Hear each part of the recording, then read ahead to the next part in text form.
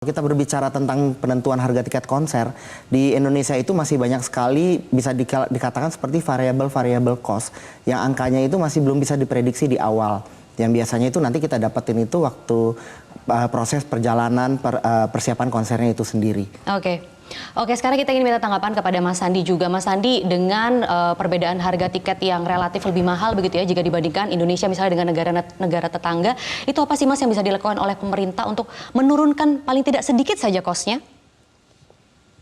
Jadi kemarin ini kita bahas secara detail, item per item, dan ternyata bahwa sebetulnya secara keseluruhan tiket di Indonesia ini kalau dihitung dengan kalau kita menggunakan basis yang sama itu jatuhnya hampir sama atau cenderung lebih rendah karena ongkos transportasi juga maupun dari segi kalau konser itu kan nggak mungkin cuma datang ke konser, kita harus beli makan, kita harus tinggal di hotel, akomodasi dan lain sebagainya.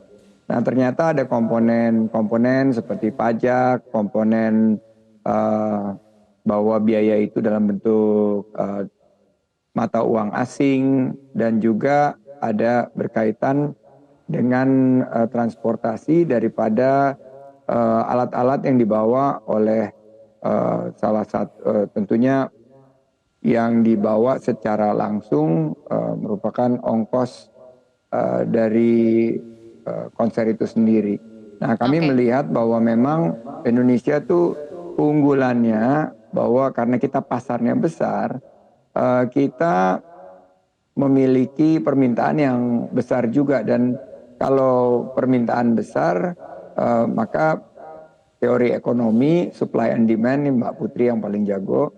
Ini kalau supply-nya terbatas, permintaannya besar, pasti harganya akan lebih tinggi cenderung. Nah tentunya Singapura mendapat 4 hari itu pasti memperhitungkan juga permintaan di Indonesia yang sangat luar biasa pada saat itu.